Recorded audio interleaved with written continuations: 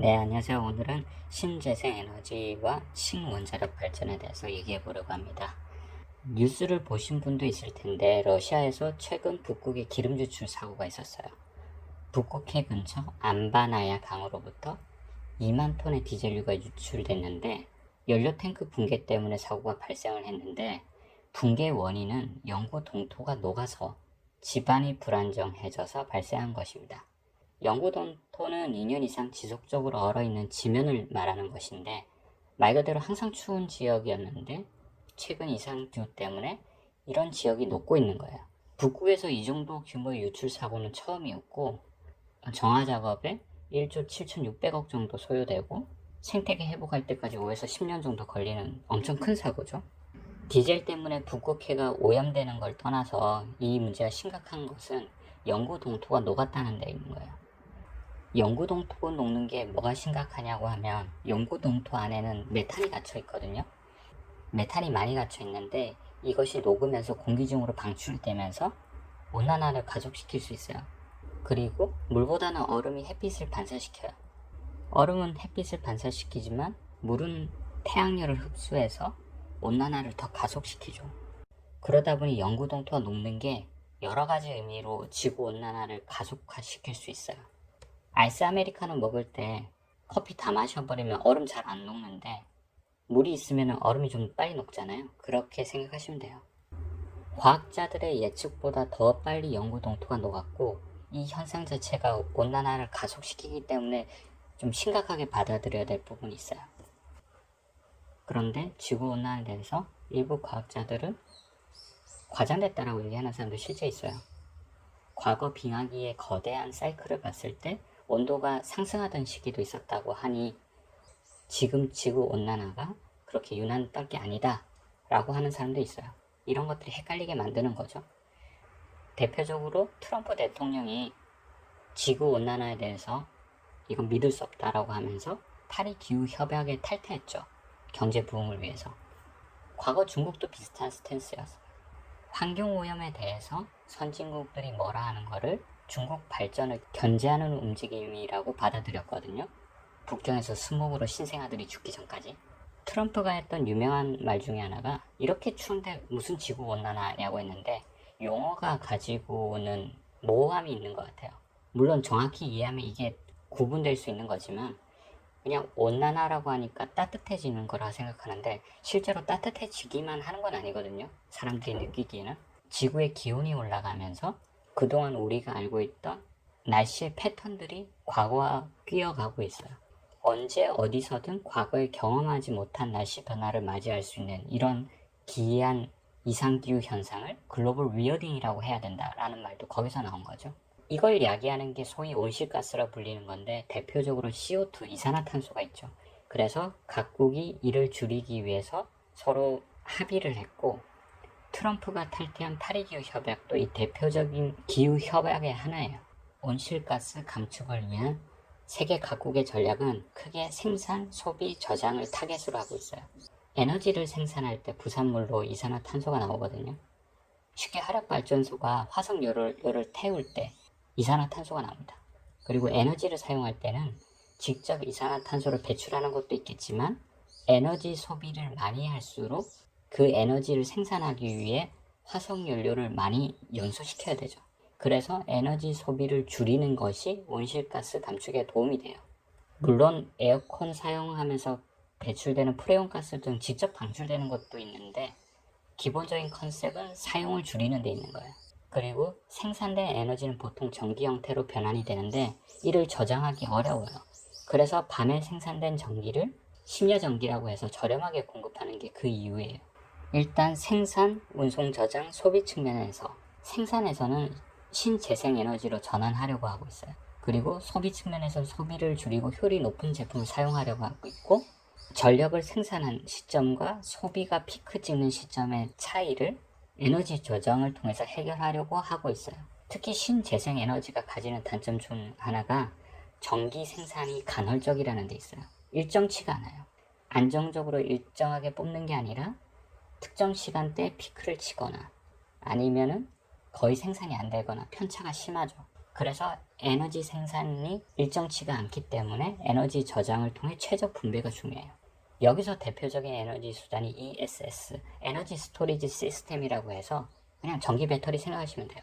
최근에 전기 배터리 관련된 주식이 각광받는 이유는 전기차에 들어가는 게 1차적인 이유겠지만 실제로 신재생 에너지로 넘어가게 되면 운송과 저장 측면에서 곳곳에서 ESS가 쓰이게 될 거예요. 신재생 에너지 전환의 필수적인 요소 중에 하나죠. ESS 스마트 그리드가 다 여기서 나온 개념이에요. 참고로 테슬라는 전기차 파는 회사로만 알고 계신 분도 있을 수 있는데 실제로는 이 영역을 다 커버하고 있어요.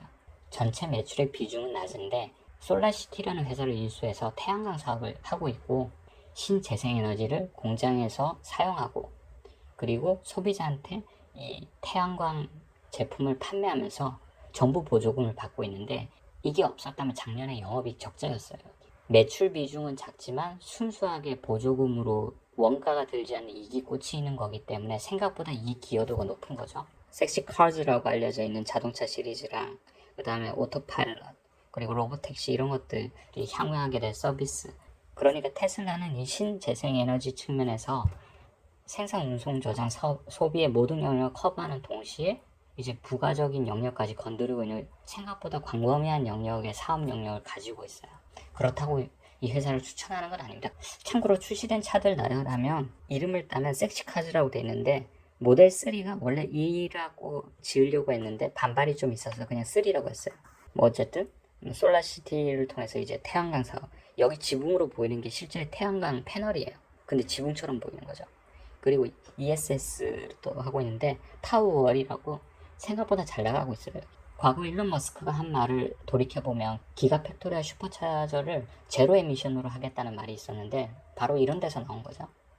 뭐 오토파일럿 아시다시피 하고 있고 이 트윗이 일런이 테슬라 차에 대해서 약간 생각하는 게 보이는데 테슬라 차주가 차 안에서 GTA를 플레이하는 동안 GTA는 차 터는 강도가 출연하는 게임인데 GTA를 플레이하는 동안 딴 녀석이 테슬라를 훔친다. 이게 시간 문제다. 이런 얘기를 하는 거죠. GTA를 플레이하는 동안 털리는 걸 눈치채지 못하는 거면 해킹으로 털리는 걸 의미했을 수도 있어요. 뭐 여러 가지 생각하게 하는 약간 웃긴 트윗인 것 같아요. 테슬라 주가가 거의 1,500불인데 이 주가에 대해서 확신을 가지고 있다라는 사람은 정말 대단한 사람이거나 아니면은 좀 오버컨피던스 바이어스를 가지고 있다고 할 수 있을 것 같아요. 실제로 많은 분석을 하는 사람들이 펀더멘탈 측면에서 테슬라 주가를 바라봤지만 증명할 길이 없거든요. 이거를 뚫고 확신을 가질 수 있다면 어마어마할 정도의 통찰력을 가지고 있거나 아니면은 다른 요인들을 무시하는 간과하는 그런 측면이 있다고 볼 수 있는 거죠. 참고로 개인적으로는 기존 유명 카 메이커가 테슬라를 잡기 위해서는 전기차 특성을 고려할 때 브랜드 이미지 전략 차원에서 접근해야 된다고 생각해요. 이건 뭐 이 정도 언급해서 마치도록 하겠습니다. 무서워요. 신재생 에너지는 유럽이 가장 앞서 있어요. 그 중에서도 독일이 최선두에 있고요. 독일은 19년 초에 이미 전체 에너지 중 30%를 대체 에너지에서 얻고 있었어요. 그리고 최근 수소 경제 얘기가 나오고 있어서 그렇지 검토 자체는 옛날부터 진행했었어요. 과거에는 실현 가능성을 검토했다면 지금은 국가 차원에서 수소 전략에 대해서 큰 틀에서 합의했어요. 최근 수소 경제다 전기차다 핫한데 전기 배터리보다는 수소가 장기간의 에너지 저장과 운송에 유리한 형태는 맞아요. 그래서 다른 신재생 에너지로 얻은 에너지를 수소를 통해 저장하거나 수소 자체를 추출하는 데 사용하는 것, 이게 수소 경제의 주요 골자죠. 사실 유럽이 이런 정책에 적극적인 이유는 환경보호뿐만 아니라 친환경으로 넘어가는 게 고도의 기술과 축적된 인프라가 필수예요. 그러니까 이제 자기들의 경쟁자들을 따돌릴 수 있는 일종의 기술 장벽으로 활용할 수 있는 거죠. 근데 프리미엄 카 메이커라고 하면 독일 3사를 떠올리기 쉽잖아요. 전기차 분야에서는 분명 밀리고 있는데 현재로서는. 근데 유럽이 차량에 대한 규제도 앞서 나가고 있고 그리고 그 중에서 독일이 신재생에너지에서 가장 발빠르게 움직이고 있고 이런 상황에서 카 메이커가 전기차 전환을 빠르게 이행할 거는 당연한 상황인 것 같아요. 물론 쉽지는 않겠죠. 영국이 35년도에 내연기관차 퇴출을 선언했으니까 다른 유럽도 비슷한 상황이라고 본다면 빠른 시일 안에 당연히 전기차로 가야 돼요. 전기차로 전환 시점은 결정난 상황에서 배수해제를 치고 역량을 집중시키고 있는데 현재까지는 성과가 기대만큼 나온 것 같진 않아요. 그게 제 개인적으로는 전기차의 특성 때문에 그런 것 같은데, 전기차는 퍼포먼스에서 차별을 둘 수 없거든요. 하지만 독일 3사도 알아요. 내연기관으로선 더 이상 해먹기 어렵다는 걸. 그래서 BMW가 90 프레임이긴 한데 자기들 자체 프레임을 베트남의 빈 그룹한테 제공해줬죠. 그걸로 이제 베트남 빈 그룹이 빈페스트라는 회사를 통해서 차량을 생산하는 거고. 참고로 뭐 수소나 뭐 자동차 이런 걸 떠나서 풍력 발전도 독일이 가장 앞서 있거든요. 뭐 여러 가지로 독일이 지금 현재 제일 앞서 있어요. 그럼 각국이 이렇게 노력하고 있는데 지구온난화에 대해서 잘 대응할 수 있겠느냐? 전 개인적으로 예정된 파국으로 가고 있다라고 생각을 하고 있어요. 2018년도 기준으로 산업화 이전보다 1도 정도가 기온이 올라가 있거든요. 그리고 파리 협약 자체가 1.5도에서 막아보자라는 거예요. 0.5도밖에 안 남았는데 지금 현재 파리 기후 협약을 했던 국가들 포함해서 현재 정책이 유지된다. 뭐 이런 가정들 다 고려했을 때 온도 상승분이 한 3도까지 갈 거라고 예상을 하고 있어요. 실제로 1도 높아진 수준도 힘든데 0.5도 높아지는 것도 이걸 버텨야 된다는 것도 쉽지 않을 것 같은데, 그런데 지금 정책을 유지했을 때 3도까지 올라간다. 이거는 정말 생각하기도 힘든 상황이죠. 그리고 앞서 얘기했던 것처럼 기존 모델 대비해서 변수들이 튀어나오고 있어요. 영구 동토가 더 빨리 녹는다든지, 이것 때문에 온난화가 가속된다든지. 그리고 제가 직접 자료를 가져오진 않았지만 하버드 비즈니스 리뷰 최근 지난달 거 자료를 보면 파리 기후 협약의 목표를 맞추기 위해서는 지금보다 더 과감하게 온실가스를 줄여야 된다라고 얘기가 나와 있었죠. 그리고 또 하나의 문제점이 신재생 에너지를 비롯한 친환경 정책이 고도의 기술력이 필요한 동시에 인프라가 갖춰져 있어야 돼요. 아까 얘기했듯이 신재생 에너지로 생산한 거는 간헐적이기 때문에 이 전력을 분배를 하려면 에너지 저장 장치도 필요하고 그걸 알맞게 재분배하는 시스템도 갖춰져야 있어야 되는데 개발도상국에서는 흉내내기 어려워요. 중국도 기존에는 환경오염 무시하고 계속 경제성장 달리다가 이제 심각해지니까 북경에서는 차량 번호판도 허가제에 한해서 받을 수 있고 실제 신규 발급이 안 되고 있어요. 그리고 전기 스쿠터만 허용되고 있죠. 베트남의 경우도 경제 발전을 해야 되는 입장인데도 불구하고 LNG 도입을 검토하는 등 노력을 하고 있는데 경제 논리 앞에서 이런 개발도상 국가들이 얼마나 따라와 줄 수 있을지가 모르겠어요. 지금 지구온난화 속도를 늦출 수 있는 마지막 세대가 우리 세대거든요. 이런 상황에서 사실 뭐 신재생 에너지로 가는 게 맞느냐, 뭐 전기차가 경제성이 있느냐, 수소차가 따지고 보면 뭐 어떻다 이런 얘기를 할 게 아니라 지금 당장 그걸 조금이라도 낮출 수 있는 것들은 무조건 해야 되는 상황이에요. 그 정도로 심각한 상황이고. 그런데도 이런 대책이 충분한지 의심스럽죠. 그런데 에너지 소비 측면에서는 전기차도 나왔고 그 다음에 전기를 수소로 전환해서 그걸 다시 수소로 가는 수소차도 있으니까 생산 측면에서 어떻게 해결만 되면 조금 더 빨리 줄일 수 있을 것 같은데, 근데 안정성과 핵 폐기물이라는 것을 제외하면은 원자력 발전이 생각보다 에너지를 쉽게 생산할 수 있죠. 물론 이게 인프라가 필요한 사업인데 그 발전소만 지으면 되는 거거든요. 그렇기 때문에 개발도상국도 어느 정도 레벨에서 도입 가능하고 중국도 원자력에 관심을 가지고 있죠. 근데 11년도 후쿠시마 원전 사고가 많은 걸 바꿔놨어요. 전 세계 사람들한테 탈원전 기조로 가게 하는 1등 공신이 된 사건이었는데 아무리 기술이 있다라고 하더라도 인재가 발생하면은 원자력 발전은 최악의 경우에 치달을 수 있다라는 위험성을 알려준 거죠. 분명 위험해요. 그런데 이런 상황에서도 원자력 발전이 필요하다고 주장하는 분이 있는데 그중 한 분이 은퇴하고 나서 미국의 코로나 사태에서 마음 놓고 개념 발언 중인 빌 게이츠 옹이 있죠. 빌 게이츠 생각을 정리하면 지금 원자력 발전이 위험하다고 하지만 현재 원전 기술은 생각보다 오래된 기술에 기반을 두고 있어요. 지금 4세대 원전 얘기가 나오고 있는데 현재 한국에서 사용되고 있는 최신 원자료가 제3세대 원전이에요. 이게 기술 개발이 1980년대 그리고 운영 대치는 90년대. 그러니까 운영 기간 기준으로도 20년이 경과한 기술이에요. 그래서 빌 게이츠 생각은 현재 운영되고 있는 원자력 발전보다 더 안전하게 전력을 생산할 수 있는 그런 4세대 원전 기술이 있고 여기에 투자한 거죠.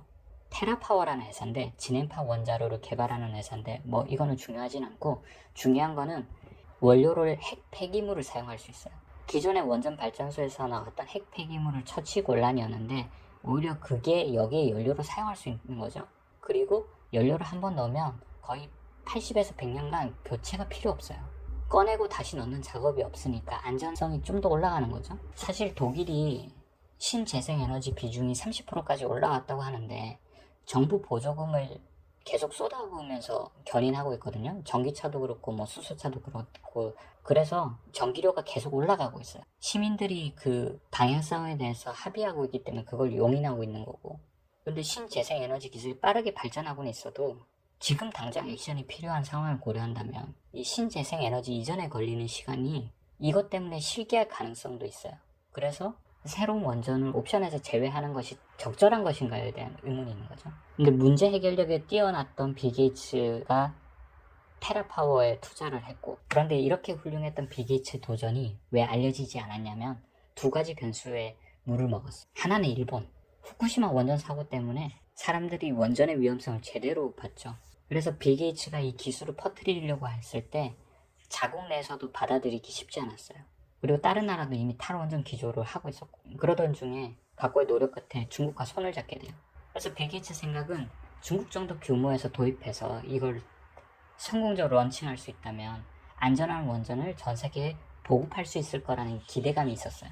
이야기가 잘 돼서 마무리 단계에서 파토가 나는데 트럼프가 미중 무역 전쟁을 시작하면서 사단이 나게 된 거예요. 이게 고도의 기술을 가진 업체다 보니까 이런 기술력을 가진 업체가 외국에 투자를 받을 때 심사를 받아야 되거든요. 거기서 나가리가 난 거죠.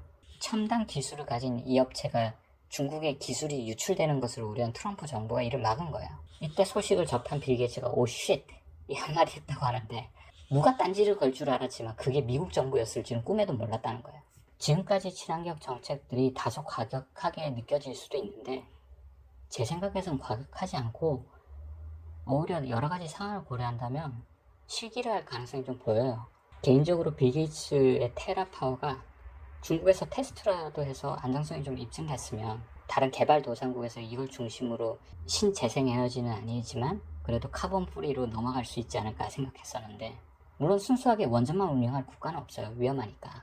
일정 부분만 베이스로 깔아줘도 다른 신재생에너지가 가지는 큰 변동성을 보완해 줄 수 있는 거예요. 프랑스 같은 경우는 원전을 포기하지 않는다고 하는 게 사실 그런 배경이 있는 거죠. 원전이 무조건 안전하다는 얘기가 아니라 안전성에 대한 우려는 알지만 어떻게 기폭될지 모르는 폭탄을 들고 안절부절하면서 일단 저질러 놓고 해법을 찾는 거, 그리고 끓는 물 속 개구리처럼 서서히 죽어가길 기다릴 거라는 선택지에서 사실 일본과 미국, 중국 덕분에 후자 선택지로 좀 기운 상황인 것 같아요. 베트남도 환경오염 때문에 LNG 발전을 고려하고 있는데 LNG가 중요한 게 또 수소를 얻기 위한 원료로도 쓰이거든요. 그런데 또 한편으로는 신재생에너지 생산 전력의 구매 단가가 주변국보다 낮아요. 이런 신재생에너지 보급이 지연되고 있는 거죠. 베트남의 경제력을 생각한다면 어찌 보면 당연한 거예요. 미국도 경제 타격을 이유로 파리 기후협약을 탈퇴한 거잖아요. 이런 상황에서 기존의 협약 따라서 각 나라가 순순히 따라올 것을 기대하느냐, 아니면 유럽 주도로 신재생에너지로 빠르게 전환하는 거에 대해서 허겁지겁 따라가면서 다른 나라들도 같이 동참해줄 기다리느냐. 그런데 지구 전체적으로 봤을 때 나중에 결국 시간이 없어서 각 나라가 극단적인 처방을 선택해야 될 상황에 몰릴 수도 있을 것 같아요. 원전을 주장하는 사람이 안전에 대한 인식이 없어서 이걸 주장하는 게 아니다라는 걸 아셨으면 좋겠어요. 오히려 빌 게이츠 같이 극단적인 문제 해결에 집중된 사람이 문제를 해결하기 위해 도달한 결론이 저거라는 거에 대해서 그게 시사하는 바가 좀 있다고 생각해요. 너무 신재생에너지랑 원자력 얘기만 해서 좀 듣고 싶은 내용이 아니라 다들 좀 실망하셨을 텐데, 뭐 전기차, 수소차 중에 어느 게 시장을 선도할 것인지 고민하는 것 자체가 우스운 것 같아요. 그냥 다 할 거예요. 다 해야 되고. 근데 두 개 구조는 분명히 달라요. 전기차는 일단 에너지가 생산되고 나서 전기로 저장된 거를 끌어와서 소비하는 거고, 그런데 수소차는 수소를 원료로 내부에서 발전해서 전기를 생산한 다음에 그 이후 단계부터가 전기차랑 동일한 거예요. 그러니까 발전시설이 안에 들어가 있고 전기차는 발전시설을 외부에 있는 거죠. 그렇기 때문에 활용성만 봐서는 전기차가 더 넓죠.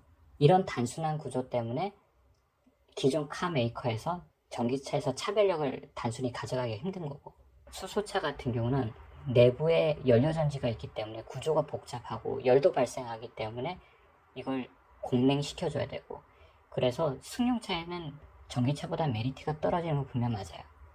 대신에 에너지 저장이 용이해서 압축된 기체 상태로 저장하기 때문에 차의 크기가 커져도 무게 부담이 적어요. 그래서 트럭 같은 상용차에 유리하죠.